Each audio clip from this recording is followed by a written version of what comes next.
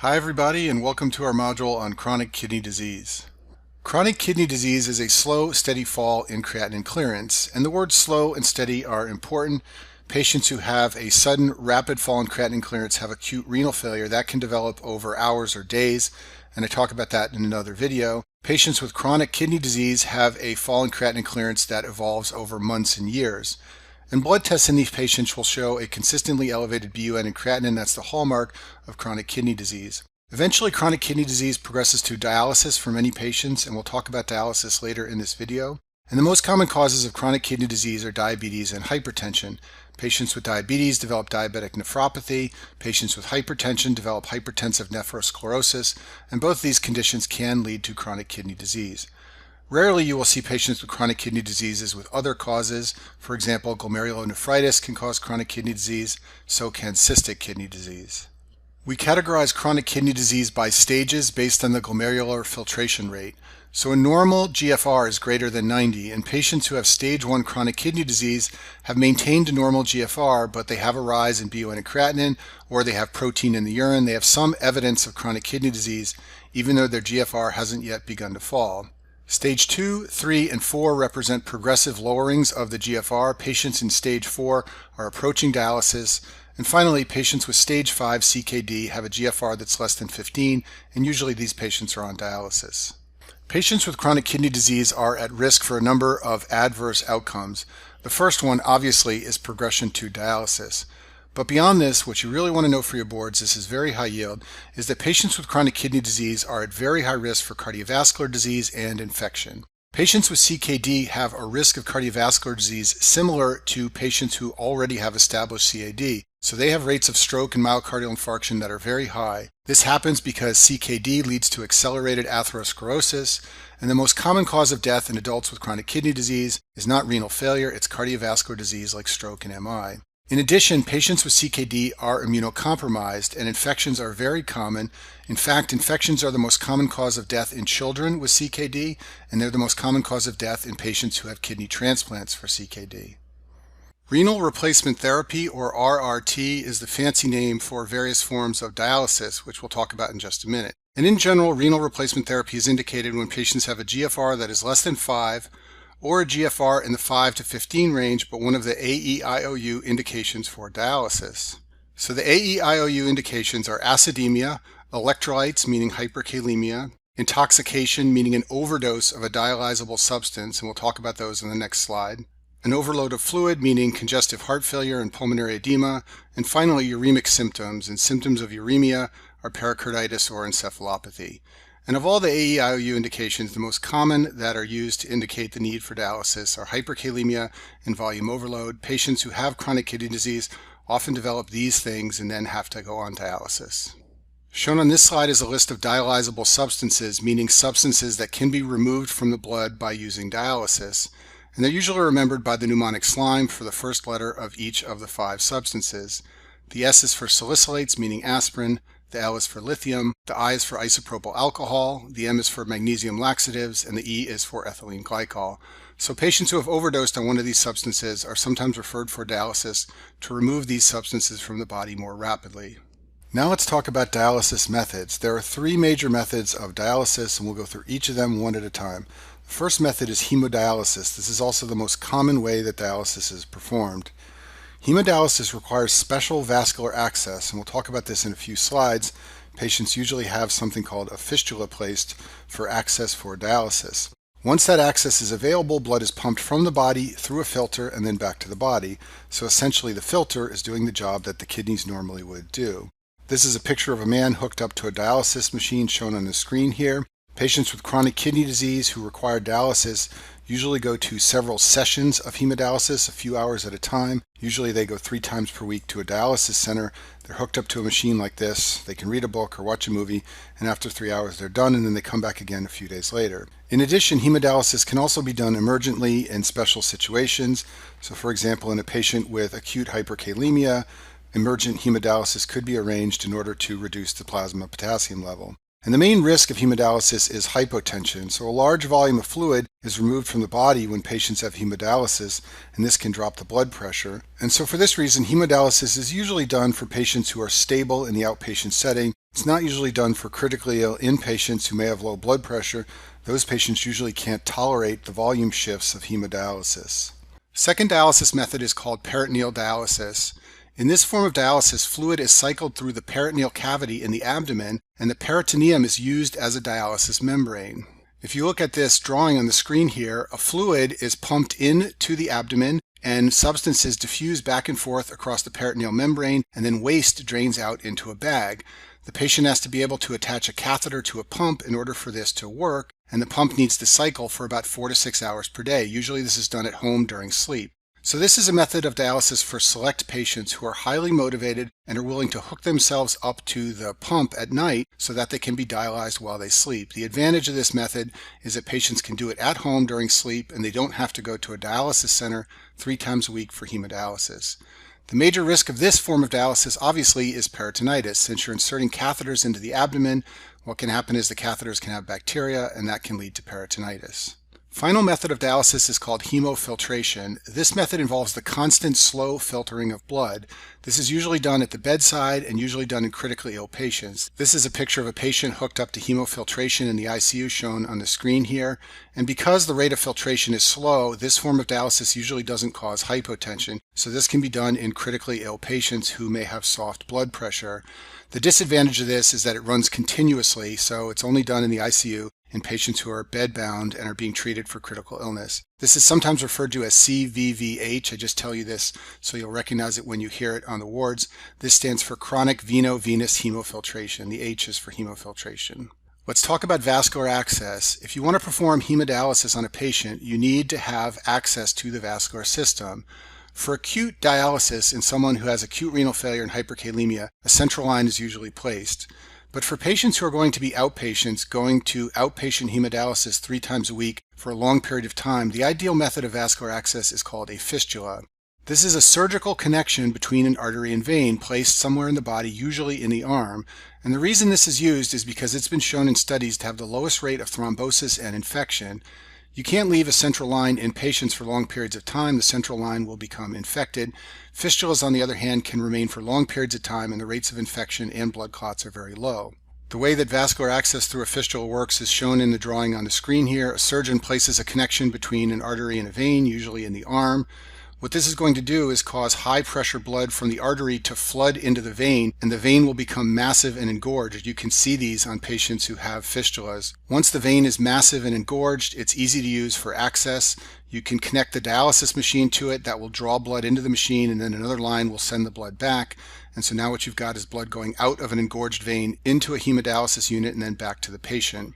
After the fistula is placed surgically, it has to mature. It usually takes several months for this to happen before the flow really gets vigorous through the fistula. So ideally, vascular access through a fistula is placed several months before a patient goes on dialysis. When patients are approaching dialysis, nephrologists will refer them for a fistula so that a couple of months down the road, if the kidney function gets worse, they are ready to go. So we already talked about how the most important complication of CKD is cardiovascular disease. That's the most common mode of death for patients with CKD. But now let's go through some of the other complications that patients have with CKD. The first one is anemia. So the kidneys produce erythropoietin, so when you have chronic kidney disease, you lose EPO, and that leads to normocytic anemia. Patients with chronic kidney disease have abnormal platelet function, so they are prone to bleeding.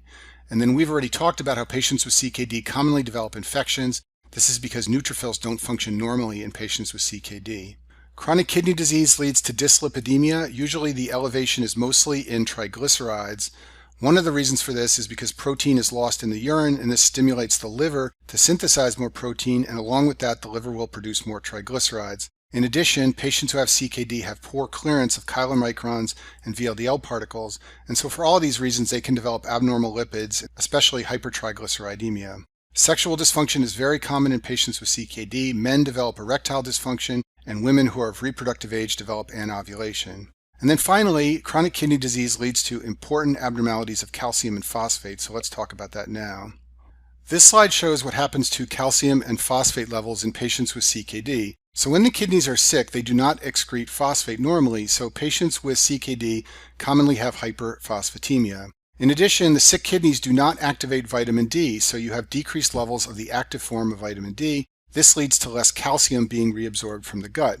In addition, the high phosphate levels bind with calcium in the plasma and pull calcium from the plasma, so this leads to less calcium in the plasma. So these combination of effects on calcium lead to hypocalcemia. So most patients with CKD have both hyperphosphatemia and hypocalcemia. And then finally, hypocalcemia triggers the parathyroid gland to produce PTH. So in patients with CKD, the parathyroid hormone level gets high. Most patients with CKD develop secondary hyperparathyroidism. This means the parathyroid gland is being stimulated to release PTH because of the low calcium caused by renal failure. Left untreated, however, secondary hyperparathyroidism can turn into tertiary hyperparathyroidism. In tertiary hyperparathyroidism, the parathyroid gland has been stimulated so long from chronic hypocalcemia due to renal failure that it becomes autonomous and it just constantly releases PTH, and the levels of PTH can get very high. When this happens, the calcium becomes elevated, and these patients often need a parathyroidectomy to control the calcium level, because basically what's happened is their parathyroid gland has gone rogue and it's releasing parathyroid hormone constantly. The only way to treat this is to take out the glands. Because of the abnormalities of calcium, phosphate, and parathyroid hormone in CKD, patients commonly develop bone disease. So if you don't treat the hyperparathyroidism of chronic kidney disease, patients will develop what's known as renal osteodystrophy. This is a collection of pathologic changes that occur in the bones, and clinically it can cause patients to develop bone pain. This is the predominant symptom, and it also sets them up for fracture. Their bones become weak because of the chronically high levels of PTH. Patients with CKD are also at risk for developing the bone disease osteitis fibrosa cystica. This is a bone condition that develops when patients have long-term untreated elevated levels of parathyroid hormone. Any cause of chronically elevated PTH can lead to osteitis cystica. It could be parathyroid disease, but it can also be from kidney disease. Patients who have this condition develop cysts in their bones, big spaces without bone tissue, and also what's known as brown tumors. These are collections of osteoclasts and fibrous tissue. If you look at this slide on the screen from a patient with osteitis cystica, you can see these dark spots here. There's another one right here. These are brown tumors, and these are seen in patients who have long-standing untreated elevations of parathyroid hormone. Let's talk about some of the treatments used for chronic kidney disease. ACE inhibitors are prescribed in patients who have early CKD, and the reason is because ACE inhibitors have been shown in clinical studies to limit the progression of CKD to dialysis. Now you may know that ACE inhibitors can cause a small rise in the BUN and creatinine. For this reason, they're only used in early CKD when patients do not yet have severe renal disease. Those patients are usually able to tolerate a modest dose of an ACE inhibitor. Patients with chronic kidney disease are placed on a renal diet if they have advanced CKD. There are a couple of elements of the renal diet. First of all, it has low protein, which limits the urea production by the liver. The renal diet also has low levels of potassium, phosphate, and magnesium, because patients with advanced CKD have trouble excreting all of these substances. And then finally, when you consume salt, you retain water, and that raises your blood pressure. So the renal diet also has a low salt component if the patient has hypertension. In addition, patients with heart failure should not consume high levels of salt anyway, because the retention of water that goes along with the salt can lead to heart failure symptoms. And finally, patients who are oliguric with advanced CKD make very little urine. So if they eat a high salt diet, their body will hold on to water and excrete less water, and that will worsen the oliguria, potentially progressing the kidney disease to the point where they're not making any urine. So also for patients who are oliguric, a low salt diet is recommended as a component of the renal diet. Patients with chronic kidney disease should take vitamin D and calcium supplements. And the idea here is to prevent the hypocalcemia that we talked about earlier that leads to chronic elevation of parathyroid hormone levels. In addition, I told you earlier that patients with chronic kidney disease have chronically high levels of phosphate, and that can lead to a complication known as calciphylaxis, which we'll talk about in just a minute. So in order to bring down the phosphate level in the plasma, patients with CKD take what's known as phosphate binders. These are substances that bind phosphate in the GI tract to lower the serum phosphate level. I've listed a few of the phosphate binders here. They include calcium carbonate, calcium acetate, which goes by the trade name Foslo, sevelamer, which goes by the trade name Renagel, and lanthanum. And there are others beyond those listed here, but the idea is the same for all these substances to bind phosphate in the GI tract and lower the serum phosphate level. There are a number of drugs that can worsen renal function. These drugs lower the GFR and are associated with increases in BUN and creatinine, and in general we try to avoid these drugs in patients with chronic kidney disease. One group of drugs that can worsen renal function are the diuretics. These include loop, thiazide, and potassium-sparing diuretics. We sometimes use these in patients with CKD if they have a compelling indication like heart failure, but whenever possible we try to avoid these drugs to prevent the BUN and creatinine from rising further. NSAIDs can also worsen renal function. Remember that the afferent arteriole brings blood into the kidneys, and the patency of the afferent arteriole is maintained by prostaglandins. So when you administer NSAIDs and you limit the production of prostaglandins in the afferent arteriole, that will lead to vasoconstriction of the afferent arteriole and therefore less blood flow to the kidney. So for this reason, patients with CKD are usually advised to avoid NSAIDs. In addition to the drugs I just mentioned, CT radiocontrast dye, which is dye injected into the vascular system for CAT scans, is usually avoided in patients with CKD. That's because it can lead to a special form of acute kidney injury called contrast nephropathy. This is a CT scan of a patient who has a pulmonary embolism. This black stuff here is a blood clot. In order to see that blood clot, you need to inject contrast dye into the venous system. That's what makes the pulmonary artery white like this. But you can't do this in a patient who has CKD because the contrast dye may shut down the kidneys and cause that patient to need dialysis. The reason we give phosphate binders to patients with chronic kidney disease is not just because they have high phosphate levels, it's because those high phosphate levels can lead to what's known as calciphylaxis, also called calcific uremic arteriopathy. This is a complication of hyperphosphatemia seen in chronic kidney disease. In calciphylaxis, phosphate gets taken up by vascular smooth muscle, often in the skin, and then the smooth muscle starts to turn into bone. In other words, it undergoes osteogenesis and the walls become calcified. This raises the systolic blood pressure and it also sets blood vessels up for thrombosis. And for this reason, patients with calciphylaxis develop these painful nodules and skin necrosis in areas where the vascular smooth muscle has been calcified. This is a picture of a skin lesion of a patient with calciphylaxis. And the reason we give phosphate binders is to decrease the serum phosphate level so that this won't happen. You have to use caution if you refer a patient with CKD for an MRI like is shown in this picture. The reason is because patients with chronic kidney disease are at risk for a very rare condition called nephrogenic systemic fibrosis, or NSF. In this condition, patients develop diffuse fibrosis of the skin, so it's a terrible condition. All the skin in the body can develop induration, thickening, and hardening. The skin takes on this darkened color. It's described as a brawny hyperpigmentation. It's also shiny. And this skin condition is believed to be a reaction to gadolinium, which is an MRI contrast agent. If you have a patient with chronic kidney disease and you expose them to gadolinium, those are the patients who develop NSF. So for this reason, MRI with gadolinium contrast is contraindicated in patients with CKD. This is a systemic condition, affects all the skin of the body, and there's no treatment. Some MRIs can be done without gadolinium contrast. Those MRIs are okay, but if gadolinium is going to be used, you can't do that in a patient with CKD. And I'll finish with one slide on kidney transplantation. Kidney transplantation has been shown to reduce mortality compared with dialysis for patients with advanced CKD. In addition to lowering the mortality rate, it's also associated with improved quality of life because patients no longer have to go to dialysis 3 times per week. In general, kidney transplantation is reserved for younger patients who are better able to tolerate the surgery. And in addition, after kidney transplant, patients have to take immunosuppressive therapy, and this is associated with an increased risk for infections. And finally, if you look at this drawing on the right side of the screen, in patients who have CKD and have a kidney transplant, the damaged kidneys are left in place in the retroperitoneum, and the transplanted kidney is attached in the groin to the iliac artery as shown here. And if you see patients who have a transplanted kidney, you can palpate the transplanted kidney in the groin. And the reason it's done this way is because the surgical operation is much simpler to simply add the transplanted kidney in this location. It would be much more complex in order to dissect into the retroperitoneum and remove the damaged kidneys. And that concludes our module on chronic kidney disease.